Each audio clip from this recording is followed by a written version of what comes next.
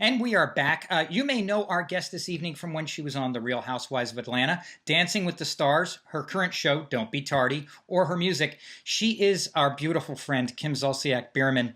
Kim, I'm so sorry for not being able to have you on our usual set live at the Hard Rock, but it's great to catch up even by Skype. It's so good to see you. I'm so glad that we even have the ability to do this Skype. Hard Rock's going to be great when this is all over, but for now, this is great. So how are you, Croy, and the rest of the fam? We are doing amazing. I've actually really enjoyed the quarantine. It slowed me down a little bit. I've had this one-on-one time with my husband, with my children. I always love spending time with them, but this has been something that I've really grown to appreciate.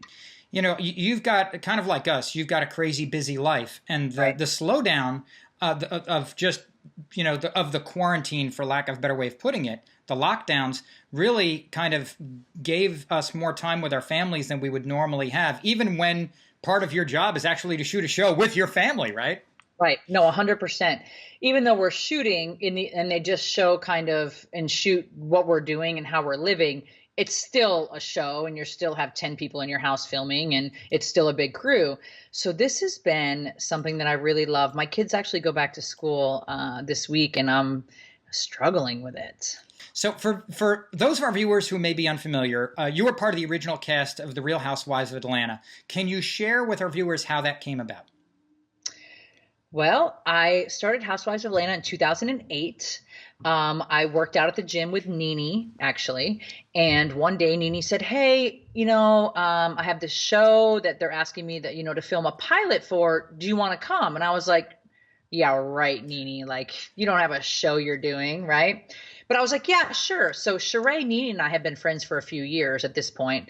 So she said, okay, well, it was like a Friday. We're going to go film this pilot, but it's all African-American cast. And I was like, oh, okay, great. So I kind of just was like, it's never going to happen to me. Even though, David, when I was 12 years old in my journal, I decided I wanted to be famous, not knowing what came with it. Or I just thought money, right, and fame, that I would have my own show by the time I was 30.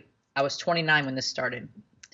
I went and filmed the pilot. This was in July, and I let it go, right? Like I was working as a nurse still and didn't think twice about it. Moved on. November, I got a call from Bravo. Hi, this is so-and-so, so-and-so. Would you like to be part of the cast of Ladies of Atlanta? I said, that sounds a little sketch. I don't know what you're implying, but no, like I don't, basically. Long story short, I started the show in 2008. It's still the #1 show on Bravo. So I filmed that for 5 years until I walked off out of just sheer frustration and rage, and 8 months pregnant with Cash and just complete combativeness, having contractions when I wasn't. And it was just, and then I was granted, obviously, Don't Be Tardy, and we're 8 seasons in. And you're about to go into your 8th season for the show. Have those episodes already been taped? Yes, they were actually taped over a year ago, unfortunately, and it's a very different season. We're on the road for the entire season. Is that the RV one? It is, David. Because I remember us talking to you when you guys were out. I don't know how I survived it. You just wait. I just want people to understand Housewives of Atlanta is 100% authentic, as is Don't Be Tardy. I can't speak for any other show on Bravo's network, but Atlanta Housewives and Don't Be Tardy, they film it. It happens. It happens. This season of Don't Be Tardy is, you can't even wrap your mind around the stuff that happens. It will air in October. It was supposed to air in July, but due to COVID, they weren't able to shoot and film, so they don't have the content that they would normally have and have scheduled. So we were pushed out. So it seems like with so many reality shows, we really get to know everybody fairly well. Is there something that you can share about you that people don't already know? I am extremely claustrophobic, to the point like I don't take elevators. I walk 20 flights, 40 flights. I don't care. I won't take an elevator. I won't get into a small space. My husband has to hold every bathroom door in every public place when I go to the bathroom. I'm extremely, extremely claustrophobic. My dad is, and 2 of my kids are as well. So I don't know if you know this, but it's genetic. Did you know that? I did not know that. Genetic. I looked into it because I was like, this is weird that KJ is claustrophobic. Like at 4 or 2 or 6 or whatever. Yeah, it's genetic, unfortunately. I kind of want to talk about living in an on-camera environment. What is that like, and how long did it take to get used to it, and or do you never really quite get used to it? Oh, you get used to it so quick that you forget they're even there.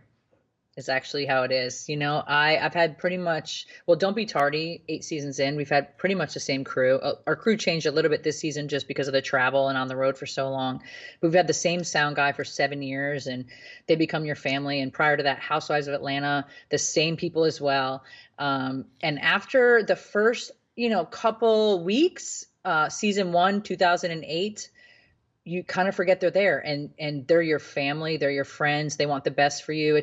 You become one big family, and you just live your life. And they literally, I think people think that they like construe this stuff like, oh, Kim did this and Nene did that, or it's really just what it is. And then they show you the best parts in essence. Speaking of which, are there any members of the original Housewives cast that you still keep in touch with regularly?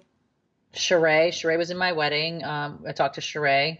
She just got over COVID. She's doing great. Nene and I still talk. And that's really about it, honestly. I mean, we were friends before this ever started. And I think when you have a solid friendship, no matter what you kind of go through, which is all of a sudden you go from just being friends to being famous. And it was like a lot for, I think, everybody involved. So our friendships have kind of stuck through it all. Got it. Back to what we were talking about earlier. Last time we were at your home, Croy and I talked about how your house was initially set up with cameras like all over the place. And then he said that you guys kind of changed some things up that kind of made things a little differently, that made things a little more comfortable for everybody. Can you tell us what kind of changed and how that may have made a difference in your lives and for the viewers of maybe the show? Well, we have 55 cameras on our property, solo, our own security system inside and out. And Bravo does use that footage. And then when they come in, which I don't film, 12 months out of the year, I film maybe 6. So the other 6 months, there's not a camera here, but they install their own cameras so that you can, just in case, like you never know what's going to happen. There's always something going on here. So they'll install their own GoPros, cameras, however you want to call it, in different rooms. It's just all one big thing. But my master bedroom is completely off limits. I've never shared that on any social media. This is the first. In every other house I did, I don't show our master, our nanny suite. That's completely private to her. There's some things that we realize it's best to kind of just keep private, just in general. So let me ask you this. So when the cameras stop and when you're off season, when you're not shooting, do you ever have a situation where something happens, you go, damn, I wish I would have had that on tape? I mean, Is there something over the past 7 seasons that happened that you wish would have made it on the show? Every single week. There's always something going on. Imagine having 6 kids. You know Brielle. You guys are close to Brielle as well. I mean, she's 23. She's got a lot going on with dating. I mean, we see more pics, sir, than you could imagine, okay, in a day. Just things from that nature, to people driving by and leaving gifts for her. Ariana's 18 now, just graduated high school, so now she's got a little bit more freedom. How did the Dancing with the Stars gig come about? I know that you really enjoyed it. I mean, if medically able, would you consider trying it again, or is that just? So I signed up. I was 3 weeks in, and I'm a perfectionist. And I did so terrible the first week, David, that I was embarrassed. And I danced for 18 years of my life. And so it's the coolest, one of the coolest top 3 things I've ever done in my career. The people there are incredible. They treat you incredible. It's an experience of a lifetime. And I will never forget how upset I was after I had my stroke. And I learned my dance. The day I had my stroke, my dance partner, Tony, came to my hospital room, and I learned my I Dream a Genie dance, thinking that I could just fly right back to LA. Like, why would I not be able to go there? Like, I'm fine. Give me a blood thinner. I'm good. So they made me do an MRI to see if I had an actual stroke or a TIA, and I actually had a stroke, not a TIA. So I was unable to fly. The interesting thing is you did it with your career on the upturn, whereas there are the careers are on the downturn. So it's kind of cool that you got that opportunity at that time. Best. I love the glitz. I love the glam. I love makeup and hair and costumes. But I was not prepared for a stage of, judges. It's a big deal. Like, there's 60 people on the ground making this all happen. It's not what you think. it is so nerve-wracking. I'm shy anyway, believe it or not. And so this was a I'm going to lot. say not. I am so shy, David. Like if you were to ask Andy Cohen, he would say that I'm one of the shyest people he knows. Um, really, I'm just a very shy person. I'd rather not do a red carpet. That's why my birthday party, you guys came to it. I literally hand selected the people that are closest to me, the people that make me allow me to be me, that support me as a person. Well, and that was one of the things I liked about that event was because it was people that, you know, that were closer to you. Right. It wasn't, sometimes you go to an event and it's just a lot of faces that are filler, for lack of a better way of putting it. You know what I mean? 100% So right. well, here's what we're going to do. We're going to go to commercial break so we can pay some bills, and then we're going to come right back with Kim Zolciak-Biermann. Sounds good.